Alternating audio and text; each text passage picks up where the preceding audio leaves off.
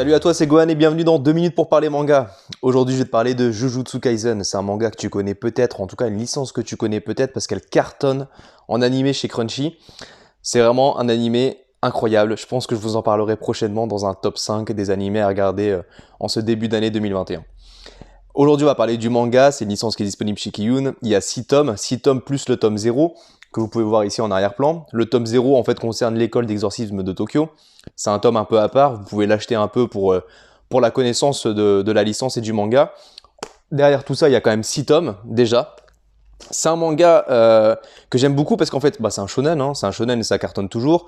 Dans l'esprit shonen, on retrouve toujours la même chose, les mêmes bases, on va dire.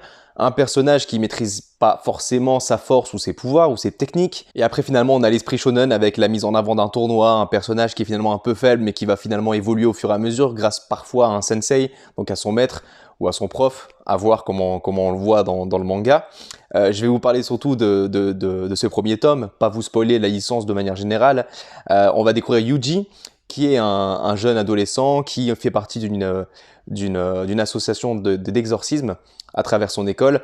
Il est dans cette association-là parce qu'en fait, il s'en fout un peu du reste et il veut être tranquille. Sauf qu'un jour, il va voir ses camarades être dans le pétrin face à un fléau, donc des sortes de monstres.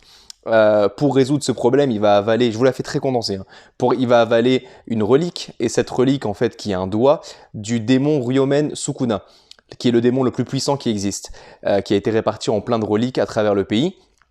Alors souvent quand un humain, en tout cas, même un exorciste avale une relique, c'est jamais bon signe. Soit il meurt, soit il se fait posséder par le démon. Là, il arrive à s'en sortir et du coup, ça va être une expérience intéressante à la fois pour l'école d'exorcisme qui va vouloir le recruter et en faire un exorciste à part entière parce que il va attraper à la fois la force de ce démon, mais il va aussi garder sa force à lui, il va aussi garder le contrôle. Donc c'est-à-dire que le démon n'arrive pas à prendre, en tout cas pour l'instant, les devants sur lui.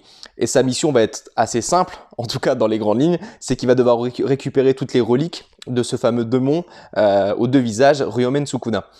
Voilà un peu le condensé de l'histoire et sans vous spoiler. Mais au fur et à mesure de l'aventure, on va découvrir qu'il va devoir devenir meilleur au niveau de sa technique d'exorcisme parce qu'il n'y connaît rien. Il va devoir rentrer dans une école, on va le voir affronter d'autres exorcistes à travers un tournoi, etc. etc., etc. C'est un shonen qui va cartonner, qui cartonne déjà, qui cartonne en animé, mais moi je vous le conseille en version papier aussi parce que moi j'aime toujours autant avoir ce petit manga dans la main et prendre du plaisir à lire. Mais aussi le dessin est vraiment sympa, c'est l'occasion de découvrir des personnages principaux et secondaires d'une autre manière qu'à travers l'animé. Et surtout, comme toujours, on est quand même très souvent à l'avance via la version papier que via la version animée. Donc c'est l'occasion d'en apprendre un peu plus et de ne pas attendre quelques mois pour avoir une saison 2 d'un animé qui arrivera certainement. Comme toujours, j'espère que cet épisode vous a plu. Tu peux t'abonner à la chaîne YouTube, tu peux liker cette vidéo, tu peux la partager, n'hésite surtout pas. Et si tu as envie de me partager un manga qui te plaît en ce moment, les commentaires sont faits pour ça. On se retrouve prochainement pour d'autres vidéos. Je te souhaite une belle journée.